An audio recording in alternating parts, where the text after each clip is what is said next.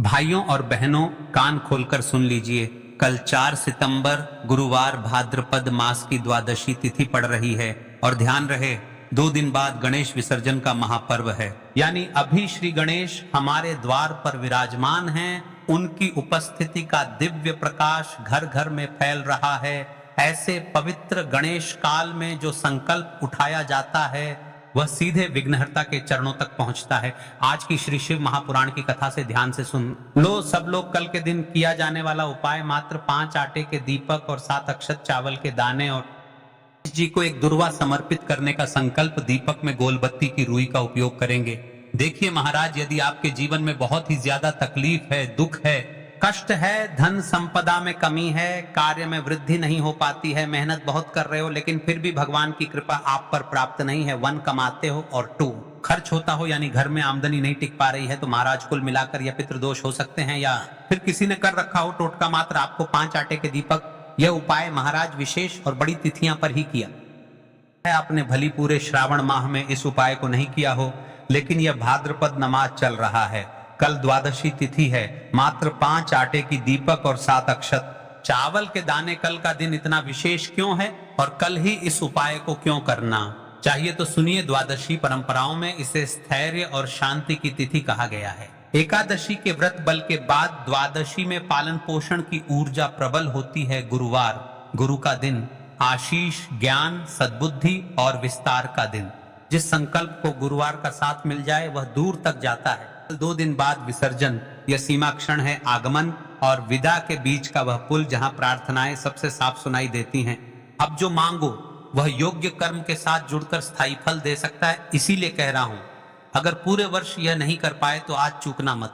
घर का कोई भी एक सदस्य, विशेषकर घर की कोई बड़ी माता बहन, यदि मात्र 5 आटे के दीपक और 7 अक्षत के संकल्प को उठा ले तो घर के नक्षत्र बदलते हैं। देखिए महाराज, जैसे कि हम शिव महापुराण की कथा से आपको बताते हैं कि कौन कौन व्यक्ति है उपाय के लिए करने के लिए सक्षम है और कौन कौन नहीं, तो इस उपाय को कौन कौन कर सकता है। ध्यान से सुनिए। जिनके जीवन में बहुत ज्यादा परेशानियां चली आ रही हों, रोज कुछ न कुछ उलझन, जिनके घर में धन संपदा टिकती न हो, कमाते हैं पर रुकता नहीं, निकास अधिक रहता है, जिनके कार्य नहीं बढ़ रहे। देखिए महाराज, यह उपाय इतना विशेष है कि इस उपाय को जिस महिला ने किया था उसके साथ क्या चमत्कार हुआ। आज की शिव महापुराण की कथा में एक पत्र आया है। पत्र से जानिए जिस महिला ने उपाय को किया। आस्था के माध्यम से सुनकर एक सच्ची गाथा। द्वादशी की मायरा प्रेरक कथा। मायरा 2 बच्चों की माँ, एक संयुक्त परिवार की बहू।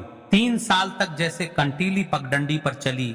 पति के कारोबार में रुकावटें, ससुर जी की तबीयत, बच्चों की फीस और रिश्तों में अनजाना खिंचाव। मायरा मंदिर जाती, मंत्र पढ़ती पर भीतर की थकान नहीं उतरती। फिर एक दिन उसकी नानी ने कहा, द्वादशी को गणेश काल में बस इतना कर, मात्र 5 आटे के दीपक और 7 अक्षत का संकल्प उठा और एक दुर्वा गणेश को याद से अर्पित। पहला दीपक गणेश हमने, बस अर्थ समझ, रोक टोक न कर। मायरा ने न कोई शोर मचाया न कोई दिखावा। उसने बस संकल्प किया, मन में कहा, हे गणेश, हे गुरुदेव, मेरे दीपक मेरी दशा बदल दें। हफ्ते नहीं बीते थे कि पति की पुरानी फाइल खुली, अटका भुगतान आया, ससुर जी की रिपोर्ट सुधरी, घर की चाय पर हंसी की खनक लौट आई। मायरा कहती है, मुझे जादू नहीं मिला, मुझे दिशा मिली। 5 आटे के दीपक ने मेरे मन का अंधेरा काट दिया। जब इनके साथ चमत्कार हो सकता है तो आपके साथ क्यों नहीं। चलिए अब जान लेते हैं कल की 2 विशेष राशि जिन्होंने बॉक्स में अपनी राशि से जुड़ा भाग के जानने के लिए कमेंट किया था। सबसे पहले राशि है धनु, गुरु की राशि।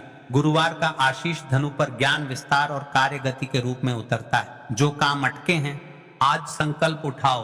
5 आटे के दीपक और 7 अक्षत, नौकरी व्यवसाय में दिशा दिखेगी।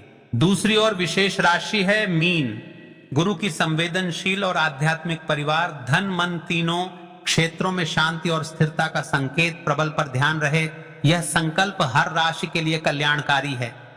2 राशियों पर आज का योग थोड़ा अतिरिक्त कोमल पड़ सकता है। महाराज, इस उपाय को घर का कोई भी सदस्य कर सकता है। कोई बड़ी माता बहन या फिर कोई घर का छोटा भी सदस्य कर सकता है। देखिए, दिव्य उपाय है और इस उपाय को आपको कल इस पावन पर्व पर अवश्य करना है। ठीक है, भले ही अपने इस उपाय को कभी भी ना कर हो और ना ही सुना हो तो देखिए महाराज जी, अब हम बात कर लेते हैं उसे विशेष उपाय के बारे में जो आपको कल के दिन करना है। तो देखिए 7 चावल के दाने, 5 आटे के शुद्ध दीपक, साथ में एक दुर्वा। दुर्वा तो गणेश जी को समर्पित होगी, लेकिन सबसे विशेष उपाय है 5 आटे के दीपक और 7 अक्षत चावल के दाने। तो देखिए महाराज जी, आपको कहां से लेना है, कैसे लेना है, किस समय पर करना है, ये सारी अन्य बातें हम आगे करेंगे। लेकिन हाँ, आपको उपाय को बीच बीच में से स्किप नहीं करना है। यदि आपको इस उपाय को करना है तो आप वीडियो को अंतिम तक जरूर बन रहे, वीडियो को बीच बीच में से काटना नहीं है। तो आज का यह उपाय 7 चावल के दाने, 5 आटे के दीपक और एक दूर्वा न सिर्फ आपकी कारण मनोकामनाएं पूरी करेगा, बल्कि घर परिवार में शांति, सुख और समृद्धि का भी स्थायी साधन बनेगा। यह उपाय कोई कठिन साधना नहीं है।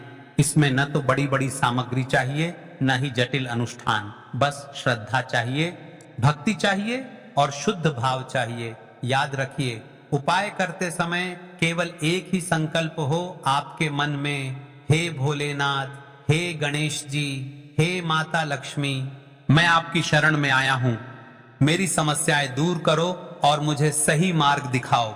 अब देखिए महाराज जी, हम सबसे पहले बात कर लेते हैं 7 चावल के दाने वाले उपाय के। ठीक है, देखिए आपको 5 आटे की दीपक और 7 चावल के दाने वाले उपाय को साथ में ही करना है। लेकिन सबसे पहले हम बात कर लेते हैं 7 चावल के दाने वाले उपाय के बारे में। 7 चावल के दाने, 7 अंक का विशेष महत्व है।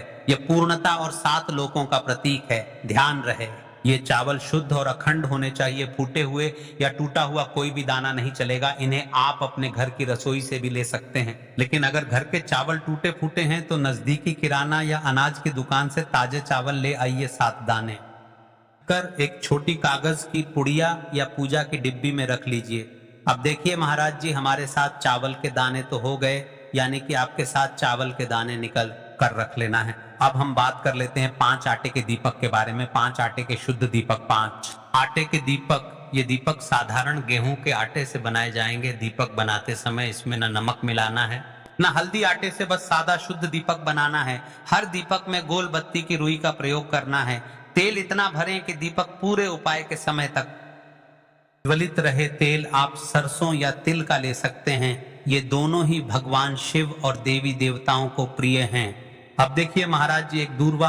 अब देखिए महाराज जी, कई सारे लोग प्रश्न करेंगे कि हम दूर्वा का प्रयोग क्यों कर रहे हैं। तो देखिए, क्योंकि अभी गणेश जी के दिन चल रहे हैं तो हमें दूर्वा का प्रयोग इसलिए करना है क्योंकि हमें गणेश जी को भी प्रसन्न करना है और भगवान शिव जी को भी प्रसन्न करना है। इसलिए हमें दुर्गा का प्रयोग करना है। ठीक है, क्योंकि यदि गणेश जी भी प्रसन्न हुए तो हमारे धन लक्ष्मी में वृद्धि होगी और शिव जी प्रसन्न हुए तो हमारे जीवन में चल रही परेशानियां समाप्त होगी। ठीक है। अब कई सारे लोग प्रश्न करेंगे कि महाराज जी, हम दूर्वा को क्या शिव जी की शिवलिंग पर चढ़ा सकते हैं। तो देखिए, सबसे पहले आप गणेश जी को समर्पित कर दीजिए इस उपाय को करते समय। फिर उसके पश्चात आप शिव जी की शिवलिंग पर भी समर्पित कर सकते हैं। ठीक है। तो देखिए, दूर्वा गणपति जी को अत्यंत प्रिय है। यह आपको मंदिर के बाहर या अपने आंगन बगीचे में मिल जाएगी। अगर न हो तो पूजा की सामग्री बेचने वाली दुकान से भी मिल सकती है। एक दूर्वा पर्याप्त है, लेकिन अगर संभव हो तो गणेश जी को 21 दूर्वा चढ़ाना अत्यंत शुभ होता है। जेके महाराज जी, यदि आप इस उपाय को कर रहे हैं तो क्या आप कोई अन्य सामग्री लेकर जा सकते हैं। कई सारे लोगों के मन में यहाँ प्रश्न भी रहता है। तो देखिए, इन उपायों को तो करना ही है। बाकी यदि कोई अन्य सामग्री लेकर जाना चाहते तो वह भी लेकर की जा सकता है। यदि आप सुबह के समय इस उपाय को करोगे तो को सबसे पहले एक लोटा जल अवश्य लेकर जाना है। सबसे पहले महादेव की शिवलिंग पर आपको एक लोटा जल समर्पित करना है, क्योंकि सुबह का समय है, इसलिए शिव जी की शिवलिंग पर जल चढ़ेगा। उसके पश्चात हमें इस उपाय को करना है। अब जैसे कि कोई अन्य सामग्री लेकर के जाना चाहता है, बेलपत्र, पुष्प, चंदन या धूप अगर आप साथ ले जाना चाहें तो और भी उत्तम। पर याद रहे, यह सिर्फ अन्य सामग्री है। मुख्य सामग्री सिर्फ 7 चावल 5 आटे के दीपक दूर्वा ही है। कि महाराज जी, हम सबसे पहले बात कर लेते हैं 5 आटे के दीपक बनाने की विधि, यानी कि आपको क्या क्या सामग्री मिलनी है और क्या नहीं मिलनी है। कई सारे लोग गलत तरीके से भी बनाते हैं। तो देखिए, आप सबसे पहले गेहूं के आटे को एक साफ बर्तन में लीजिए। इसमें पानी डालकर हल्का सा गूंथ लीजिए। ध्यान रहे, आटा बहुत सख्त भी ना हो और बहुत ढीला भी ना हो।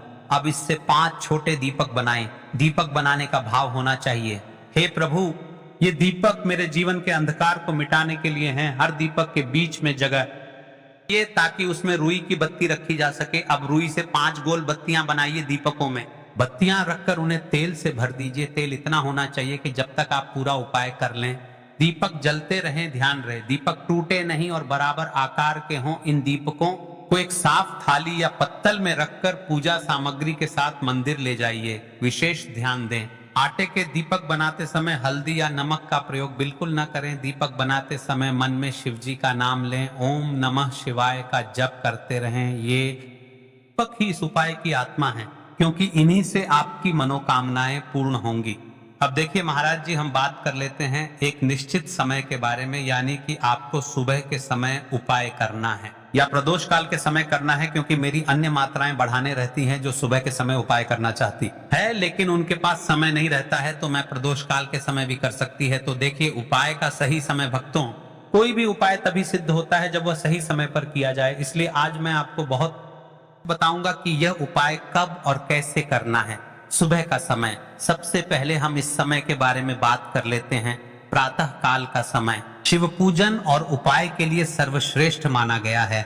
आप सुबह 7 बजे से 12 बजे के बीच इस उपाय को कर सकते हैं। अगर आपके पास जल्दी का समय है तो 7 से 8 बजे के बीच करना सर्वोत्तम है। सुबह सबसे पहले शिवलिंग पर जल चढ़ाया जाता है, इसलिए इस उपाय की शुरुआत भी जल से ही होगी।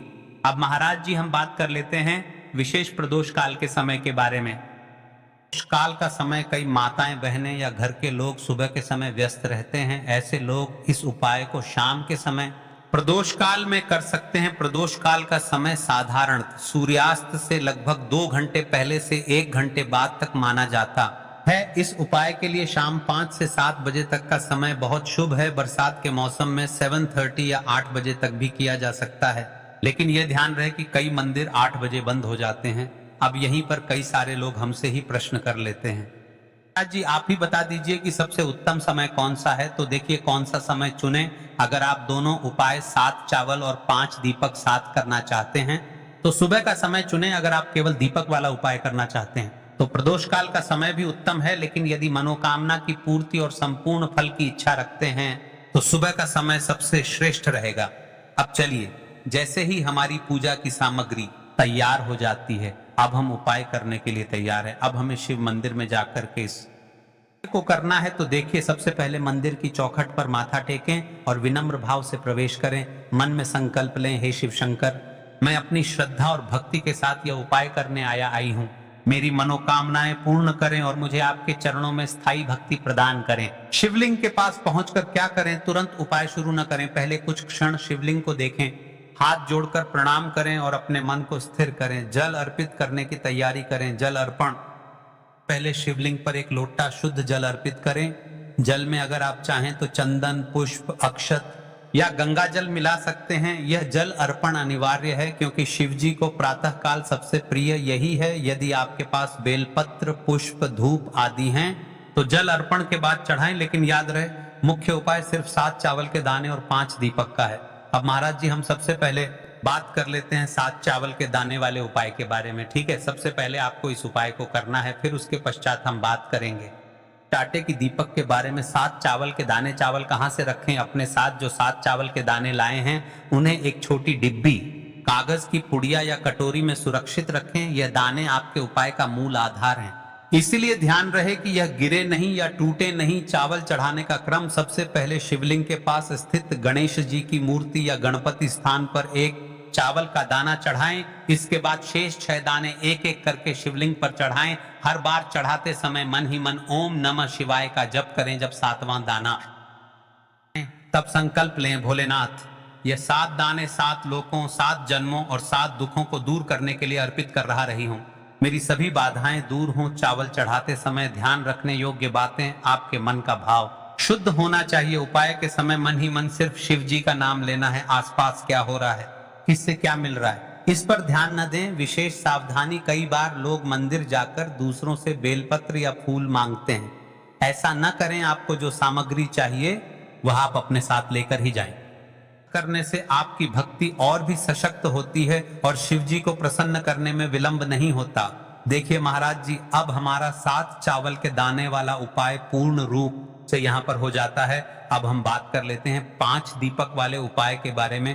दीपक उपाय करने का सही स्थान, यह उपाय सदैव शिव मंदिर में करना सर्वोत्तम माना गया है। यदि आपके आसपास मंदिर ना हो तो आप घर में भी इसे कर सकते हैं, लेकिन उस स्थान को पहले गंगा जल से शुद्ध कर लें और वहां भगवान शिव का चित्र या शिवलिंग रखें। मंदिर में करने से सीधा दैविक आशीर्वाद है, क्योंकि वहां पंच तत्व से अभिषिक्त शिवलिंग और पुरोहितों के मंत्रोच्चार का प्रभाव भी मिल जाता है।